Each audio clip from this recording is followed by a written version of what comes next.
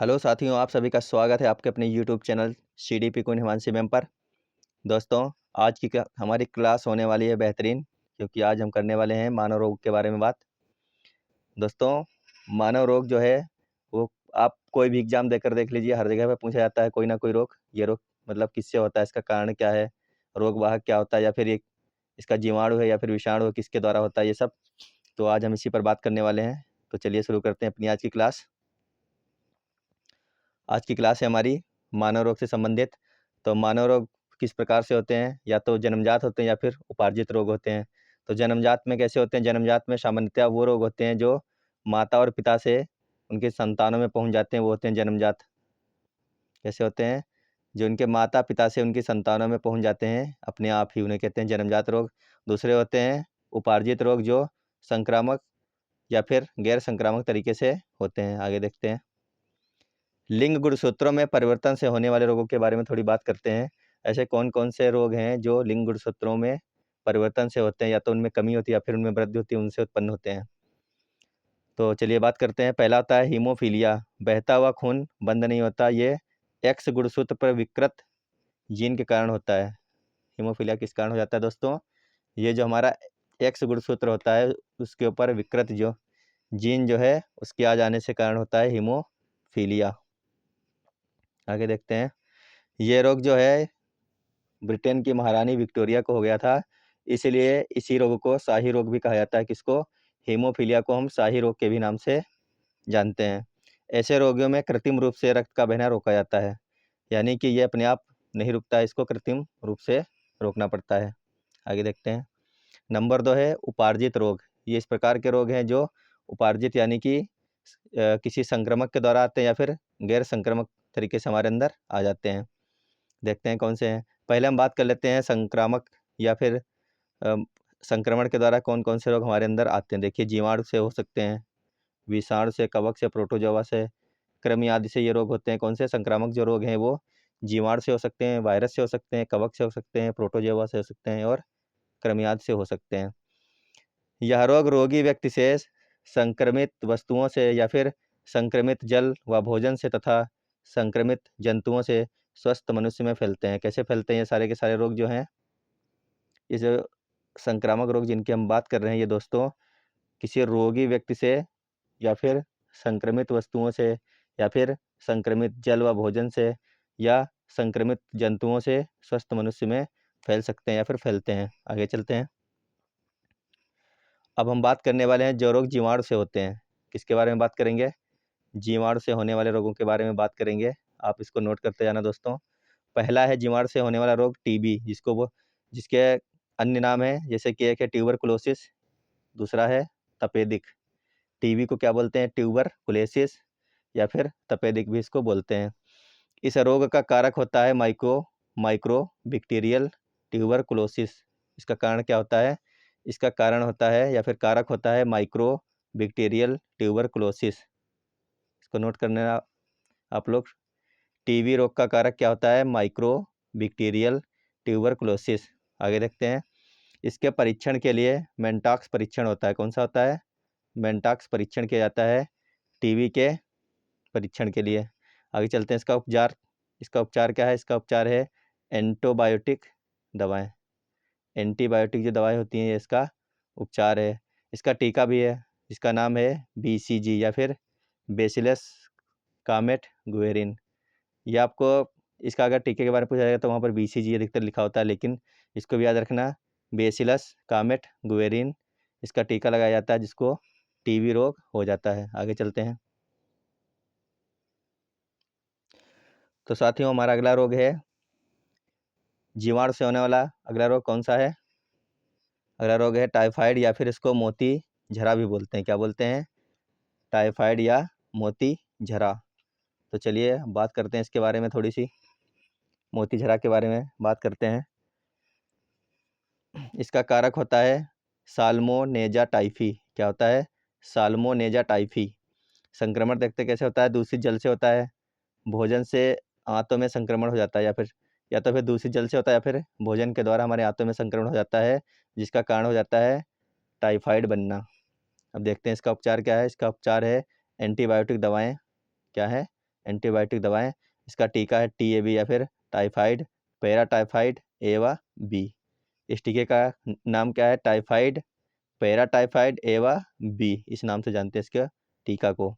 इसका परीक्षण जो होता है उसको बोलते हैं विडाल टेस्ट। क्या बोलते हैं? टाइफाइड के टेस्ट को बोला जाता है विडाल टेस्ट। आगे चलते हैं। अगला रोग है हैजा या फिर इसको बोलते हैं कालेरा या फिर विसूचिका। क्या बोलते हैं? हैजा, कालेरा, विसूचिका। तो दोस्तों ये भी जीवाणु जनित रोग है, ये भी जीवाणुओं के द्वारा होता है। रोग का कारक होता है विब्रियो कालेरी। क्या होता है? विब्रियो कालेरी। और वाहक होता है मक्खी। मक्खी के द्वारा होता है ये हैजा रोग। संक्रमण कैसे होता है? दूषित जल फिर या फिर दूषित भोजन से होता है इसका संक्रमण। लक्षण क्या होते हैं? उल्टियाँ आती हैं, दस्त होते हैं, डायरिया बन जाता है और तेज बुखार हो जाता है। टीकों को इसका टीका जो होता है उसको क्या बोला जाता है? इसको बोलते हैं ड्यूकोरल वैक्सीन। इसका टीके का नाम है ड्यूकोरल वैक्सीन। क्या नाम है? ड्यूकोरल वैक्सीन। आगे देखते हैं। इसके परीक्षण में जो है मल परीक्षण किया जाता है दोस्तों। क्या करते हैं? मल का परीक्षण किया जाता है जब हमें हैजा का परीक्षण करना होता है। चलिए इसका जो टेस्ट होता है उसको स्टूल टेस्ट के नाम से जाना जाता है। किसके नाम से जानते हैं? Stool test. आगे चलते हैं। आगे है डिप्थीरिया। कौन सा रोग है? डिप्थीरिया रोग। इसके बारे में थोड़ी जानकारी लेते हैं हम दोस्तों। इसका रोग कारक होता है कोरनी बैक्टीरियम डिप्थीरियाई। क्या होता है? कोरनी बैक्टीरियम डिप्थीरियाई। संक्रमण देखते हैं रोगी के संपर्क में आने पर। इसका संक्रमण कैसा होता है? अगर किसी को मान लो डिप्थीरिया रोग हो चुका है, अगर हम उसके संपर्क में गए तो हमें भी हो सकता है। या फिर श्वसन नली में ठोस पदार्थ का जमाव, या फिर श्वास में दिक्कत होना, या फिर तेज बुखार आना, ये सब इसके लक्षण है डिप्थीरिया के। आगे देखते हैं। परीक्षण को बोलते हैं सिक परीक्षण। क्या बोला जाता है? सिक परीक्षण। उपचार का है? इसका उपचार है एंटीबायोटिक दवाएं और इसका टीका होता है DPT का टीका। कौन सा होता है? DPT का टीका लगाया जाता है डिप्थीरिया के रोगी को। आगे चलते हैं। आगे है काली खांसी, परट्यूसिस इसको बोलते हैं, या फिर 100 दिन की खांसी। ये नाम भी पूछ लिए जाते हैं दोस्तों, इनको भी याद रखना। जितने हम पीछे से नाम आपको बता रहे हैं ना, इसके साथ में जैसे काली खांसी, परट्यूसिस हो गया, या फिर 100 दिन वाली खांसी हो गया। इसके पहले हैजा का बताया था, कालरा या विसूचिका, टाइफाइड का है ना, इस प्रकार से जैसे टाइफाइड का बताया था, मोती झरा बताया था। तो आपको ये सब याद रखने हैं। आगे देखते हैं। काली खांसी, इसका रोग कारक होता है हीमोफिलिस परट्यूसिस। क्या होता है? Haemophilus pertussis. इसका संक्रमण कैसे होता है? रोगी व्यक्ति के संपर्क में आने से, या फिर श्वसन पथ में संक्रमण लंबे समय तक चलने वाली खांसी से हो जाता है काली खांसी रोग। इसका भी टीका होता है DPT। कौन सा लगता है? DPT। तो दोस्तों DPT टीका किस में लगता है? एक हो गया डिप्थीरिया, एक हो गया काली खांसी, और आगे देखते हैं। आगे है टिटनेस। इसके बारे में थोड़ी जानकारी लेते हैं। इसका रोग कारक है क्लास्ट्रीडियम टिटेनाई। क्या है? क्लास्ट्रीडियम टिटेनाई रोग कारक है इसका, क्लास्ट्रीडियम टिटेनाई। संक्रमण कैसे होता है? संक्रमित वस्तु या सतह से चोट लगने पर। दोस्तों अब बात करते हैं टिटनेस के बारे में। टिटनेस रोग देखते हैं कैसे होता है। रोग कारक होता है क्लास्ट्रीडियम टिटेनाई। क्या होता है? क्लास्ट्रीडियम टिटेनाई। संक्रमण कैसे होता है? संक्रमित वस्तु या सतह से चोट लगने पर। मान लो कोई ऐसी जगह है जो संक्रमित है, जहाँ पर जंग वंग लगी हुई, कील लगी है, या फिर कूड़ा पड़ा है जिनमें तार वार पड़े हैं लोहे के, तो उनके द्वारा अगर हमें चोट लगती है, कोई कोई हमारे कील चुभ जाती है, फिर कोई तार लग जाता है, तो उससे टिटनेस रोग हो सकता है, जिसको हम क्या बोलते हैं? धनुष टंकार रोग भी कहते हैं टिटनेस को। तो यह बैक्टीरियाई मांसपेशियों में गति को प्रभावित करता है। चोटग्रस्त अंग पर घाव भरता नहीं है, अंग काले होने लगते हैं। इसका लक्षण क्या होता है? यह जो बैक्टीरिया होता है मांसपेशियों में गति को प्रभावित कर देता है, और चोटग्रस्त अंग पर घाव भरता भी नहीं है, और उस अंग को काला कर देता है ये। इसका टीका होता है DPT होता है, या फिर ATS होता है, जिसे बोलते हैं एंटी टिटनेस सीरम। तो दोस्तों DPT ये कई बार पूछा गया एग्जाम में, बहुत बार पूछा गया है कि DPT टीका जो है किस रोग में लगाया जाता है। तो वहाँ पर ऑप्शन भी होते हैं, जैसे डिप्थीरिया हो गया, है ना, हैजा हो गया, टिटनेस हो गया, टाइफाइड हो गया। तो वहाँ पर कई बार हम लोग गलत ऑप्शन मतलब चूज़ कर लेते हैं, तो याद रखना डीपीटी का टीका कहाँ-कहाँ पे लगाया जाता है। कहाँ-कहाँ पे हमने आपको बता दिया, एक बताया था डिप्थीरिया, एक बताया काली खाँसी और एक बताया टिटनेस, है ना। कई लोग इसमें टाइफाइड कर देते हैं टीका मतलब, तो टीका मतलब क्या होता है, टिटनेस होता है। डीपीटी का टीका किस में लगाया जाता है, डिप्थीरिया, काली खाँसी और टिटनेस में लगाया जाता है डीपीटी का टीका। आगे चलते हैं। आगे है बाटुलिज्म रोग। कौन सा रोग है ये, बाटुलिज्म। इसके बारे में थोड़ी जानकारी लेते हैं। इसका रोग कारक देखते हैं क्या होता है। इसका रोग कारक होता है क्लास्ट्रीडियम बाटुलिज्म। क्या होता है, क्लास्ट्रीडियम बाटुलिज्म। इसका जो है रोग कारक होता है ये। इसके बारे में थोड़ी जानकारी लेते हैं दोस्तों। ये रोग, इसके कारण के बारे में थोड़ा देखते हैं, कौन कौन से इसके कारण हैं। यह संक्रमण डिब्बाबंद भोज्य पदार्थों के द्वारा होता है। जो डिब्बाबंद हमारे खाने वाली जो सामग्रियाँ आती हैं, उनमें इनका वायरस पाया जाता है, बैक्टीरिया पाया जाता है। तो इनके संक्रमण होने से ऐसे भोज्य पदार्थ जो हम खा लेते हैं, जो डिब्बाबंद होते हैं, तो हमें बाटुलिज्म नामक रोग हो सकता है।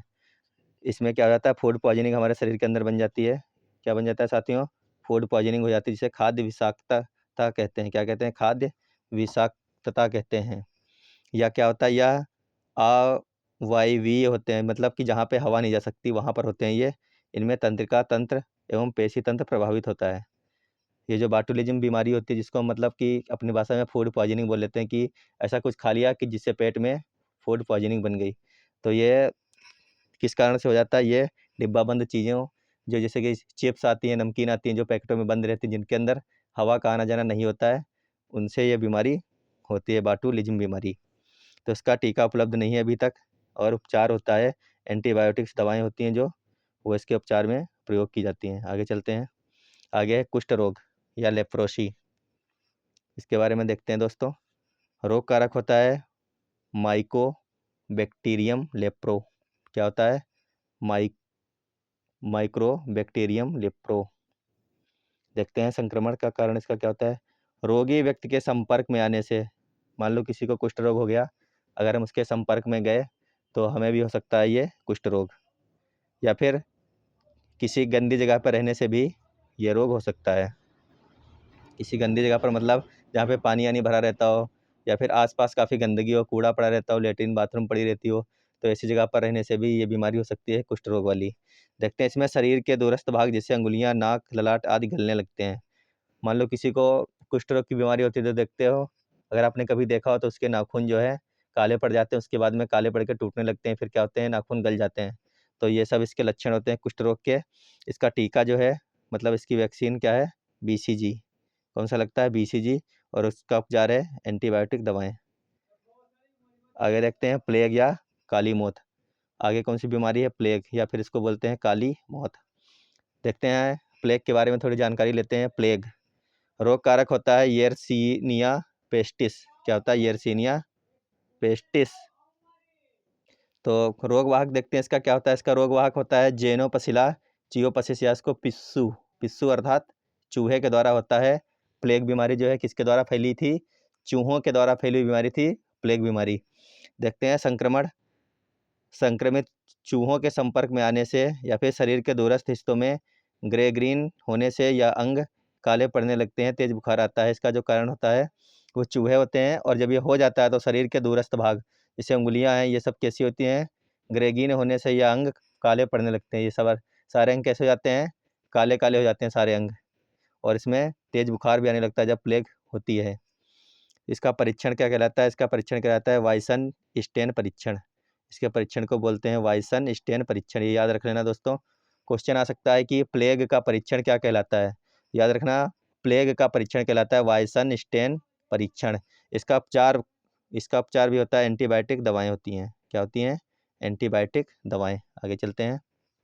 आगे एंथ्रेक्स रोग। क्या है, एंथ्रेक्स के बारे में लेते हैं थोड़ी जानकारी। एंथ्रेक्स रोग, इसका रोग कारक होता है बेसिलस एंथ्रेसिस। क्या होता है, बेसिलस एंथ्रेसिस इसका रोग कारक होता है। और संक्रमण देखते हैं, संक्रमित दुधारू पशुओं के संपर्क में आने से।